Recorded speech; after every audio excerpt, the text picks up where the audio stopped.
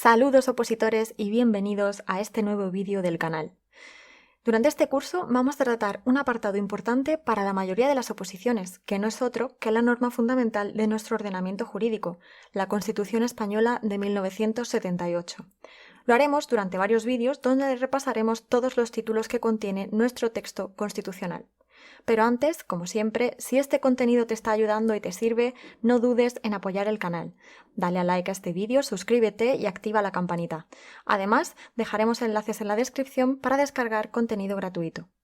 Sin nada más que añadir, empezamos con el curso de la Constitución Española de 1978.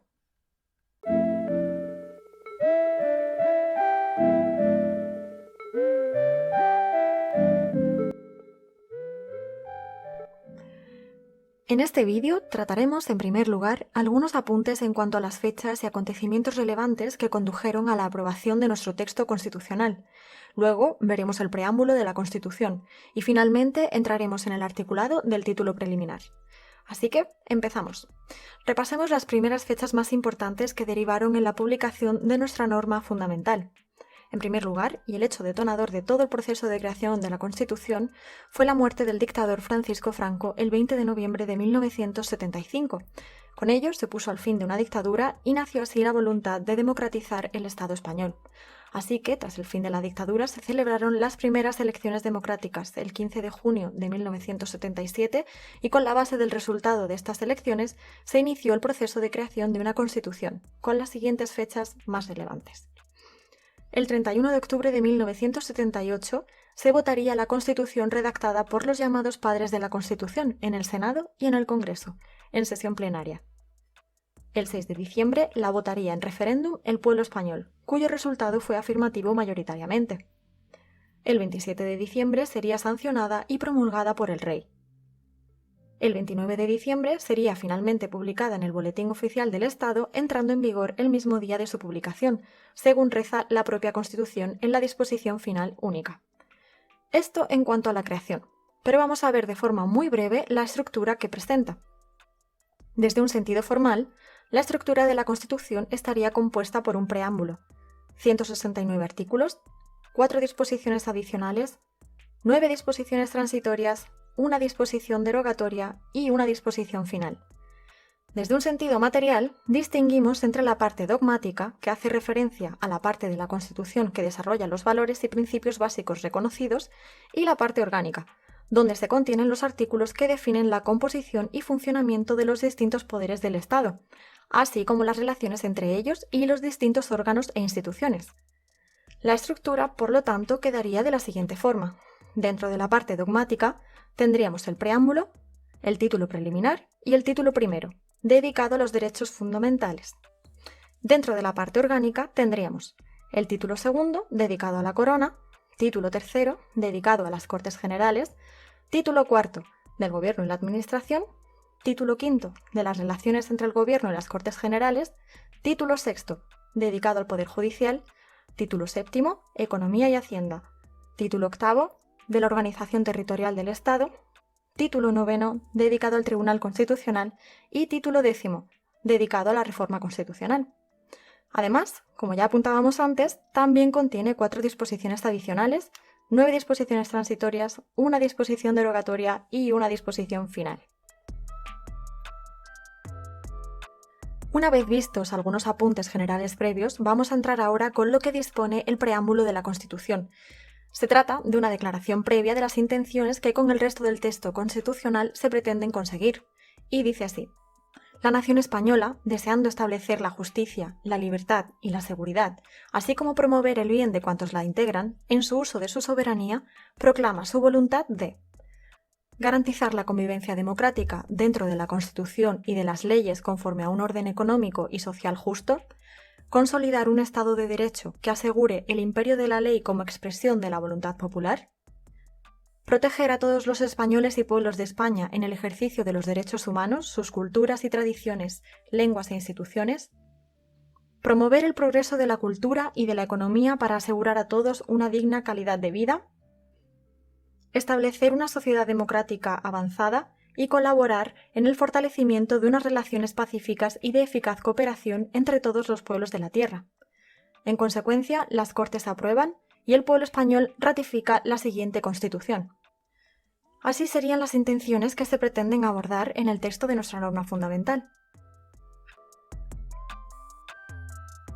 Bien, una vez que hemos tratado las cuestiones previas, es hora de abordar el articulado de nuestra Constitución, comenzando por el título preliminar, que es un título, recordemos, que forma parte de la parte dogmática de la Constitución, y lo que establece son las directrices, los valores y los principios que regirán para todo el ordenamiento jurídico.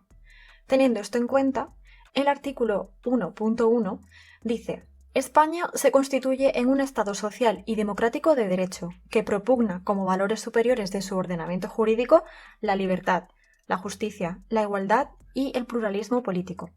Quedaos con las tres características que definen nuestro Estado. Por un lado, es un Estado social, por lo que da cabida a toda una serie de prebendas de asistencia social para sus ciudadanos. Es un Estado democrático, lo que implica que la forma de poder político será elegida por los españoles con el voto, y es un Estado de derecho, lo cual implica el reconocimiento al imperio de la ley, es decir, el principio de legalidad referido en términos generales. Y luego, importante, propugna como valores superiores de su ordenamiento jurídico, valores superiores entendidos aquí como objetivos que alumbran la forma de entender el ordenamiento jurídico, la libertad, la justicia, la igualdad y el pluralismo político. Bien, el artículo 1.2 dice así: La soberanía nacional reside en el pueblo español, del que emanan los poderes del Estado. Importante esto, pues con este apartado se otorga una legitimidad a los poderes del Estado. Recordemos que los poderes del Estado son el poder legislativo, el ejecutivo y el judicial. Pues su legitimidad viene dada en tanto que emanan del propio pueblo español, es decir, de sus propios ciudadanos que los eligen mediante los respectivos cauces. Por último, el apartado 3, la forma política del Estado español es la monarquía parlamentaria. Bien, seguimos con el artículo 2, el cual establece que la Constitución se fundamenta en la indisoluble unidad de la nación española, patria común e indivisible de todos los españoles, y reconoce y garantiza el derecho a la autonomía de las nacionalidades y regiones que la integran y la solidaridad entre todas ellas. Varias cosas aquí. En primer lugar, el reconocimiento a una nación española como agente indisoluble o indivisible, es decir, el motivo principal o el pilar principal en el que se fundamenta esta Constitución es precisamente la unidad de la nación española. No obstante, acto seguido, el artículo reconoce y además garantiza un derecho de autonomía de las diferentes regiones. Es decir, dentro de esa indivisibilidad de la nación, las diferentes regiones van a tener capacidad de autonomía para ciertas cuestiones. ¿Qué cuestiones son? Pues eso lo veremos más adelante cuando se trate la organización territorial del Estado, de la cual se encarga la Constitución en su título 8. Por último, y en el último inciso, el artículo también incorpora un principio importante que va a regir en la estructura territorial del Estado, que es el principio de solidaridad entre las distintas regiones y que tiene su reflejo más claro en el Fondo de Compensación Interterritorial, que básicamente se trata de un fondo donde cada región aporta para el beneficio de las regiones que tengan mayores dificultades o lo necesiten para desarrollar su infraestructura.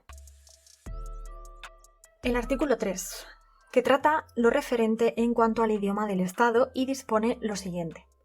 El castellano es la lengua española oficial del Estado. Todos los españoles tienen el deber de conocerla y el derecho a usarla. Como podemos observar en el artículo, nos habla del castellano en una doble dirección, tanto como deber conocerla como un derecho a poder utilizarla. Las demás lenguas españolas serán también oficiales en las respectivas comunidades autónomas de acuerdo con sus estatutos. Aquí se hace un reconocimiento al resto de las lenguas españolas y además continúa el artículo diciendo que la riqueza de las distintas modalidades lingüísticas de España es un patrimonio cultural que será objeto de especial respeto y protección. Vemos aquí cómo hay una preocupación constitucional por proteger esa diversidad lingüística del Estado. Continuemos con el artículo 4, que establece lo relativo en cuanto a la bandera o banderas. Dice en su apartado primero que la bandera de España está formada por 3 franjas horizontales, roja, amarilla y roja, siendo la amarilla de doble anchura que cada una de las rojas. Y apartado segundo, los estatutos podrán reconocer banderas y enseñas propias de las comunidades autónomas. Estas se utilizarán junto a la bandera de España en sus edificios públicos y en sus actos oficiales. Aquí, al igual que sucedía con la lengua, hay un reconocimiento a las banderas y enseñas de las distintas comunidades. El artículo 5 habla sobre la capital del Estado es la Villa de Madrid. Simplemente puntualizar de cara a los test de las oposiciones que no dice la ciudad de Madrid, sino que dice la Villa de Madrid. Cuidado con esto que puede llevar a confusión. Vamos con el artículo 6. Los partidos políticos expresan el pluralismo político, concurren a la formación y manifestación de la voluntad popular y son instrumentos fundamental para la participación política. Su creación y el ejercicio de su actividad son libres dentro del respeto a la Constitución y a la ley. Su estructura interna y funcionamiento deberán ser democráticos. Aquí cabe puntualizar un detalle sobre el sistema democrático español que se sustenta sobre la base precisamente de los partidos políticos, que son los que, como dice el artículo, expresan el valor superior del que habla la Constitución en el artículo 1, del pluralismo político. Y dentro de ese pluralismo se comprende tanto la libertad de creación siempre y cuando no tengan objetos contrarios a la ley y su estructura democrática. Artículo 7. Los sindicatos de trabajadores y las asociaciones empresariales contribuyen a la defensa y promoción de los intereses económicos y sociales que les son propios. Su creación y el ejercicio de su actividad son libres dentro del respeto a la Constitución y a la ley. Su estructura interna y funcionamiento deberán ser democráticos. Términos muy similares al anterior artículo, solo que en esta ocasión estas asociaciones estarían enfocadas a objetivos económicos y sociales y no a objetivos políticos. Sigamos con el artículo 8.1. Las Fuerzas Armadas, constituidas por el Ejército de Tierra, la Armada y el Ejército del Aire, tienen como misión garantizar la soberanía e independencia de España, defender su integridad territorial y el ordenamiento constitucional. Punto 2. Una ley orgánica regulará las bases de la organización militar conforme a los principios de la presente Constitución. Poco que añadir, más allá de reconocer a los tres componentes de las Fuerzas Armadas, Tierra, Armada y Aire, y de cara a las preguntas test, recordad sus misiones, que son garantizar la soberanía e independencia de España, defender su integridad territorial y defender el ordenamiento constitucional. Bien, continuemos con el artículo 9.1. Los ciudadanos y los poderes públicos están sujetos a la Constitución y al resto del ordenamiento jurídico. Bueno, aquí lo que hace el artículo es vincular a todos al principio de legalidad o al derecho. El punto 2 dice así: corresponde a los poderes públicos promover las condiciones para que la libertad y la igualdad del individuo y de los grupos en que se integran sean reales y efectivas, remover los obstáculos que impidan o dificulten su plenitud y facilitar la participación de todos los ciudadanos en la vida política, económica, cultural y social. Aquí, en este apartado, establece un mandato a los poderes públicos para con los principios de libertad e igualdad. Y el apartado 3 nos dice: la Constitución garantiza el principio de legalidad, la jerarquía normativa, la publicidad de las normas, la irretroactividad de las disposiciones sancionadoras no favorables o restrictivas de derechos individuales, la seguridad jurídica, la responsabilidad y la interdicción de la arbitrariedad de los poderes públicos. Varias cosas aquí. Este apartado garantiza una serie de principios, entre los que están el de legalidad, que implica la sujeción de todos, tanto personas como instituciones o poderes públicos, al imperio de la ley. El de la jerarquía normativa, que implica que las normas de mayor rango o de mayor fuerza van a prevalecer con respecto a las de menor rango, otorgando con eso un cierto orden a la estructura normativa. La publicidad de las normas, que como principio implica que el ciudadano debe poder conocer las normas que le van a ser de aplicación.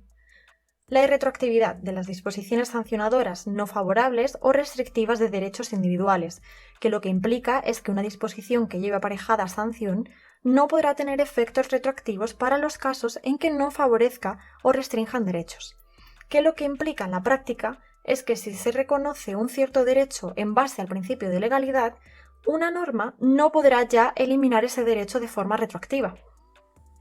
La seguridad jurídica, en línea con el principio de legalidad y publicidad, en el sentido de que el ordenamiento jurídico tiene el deber de ser coherente y previsible. La responsabilidad, en tanto que el Estado se hace responsable de los daños y perjuicios que le cause a los administrados. y la interdicción de la arbitrariedad de los poderes públicos, en tanto que estos, como todos, estarán sujetos al principio de legalidad y no podrán actuar de forma arbitraria.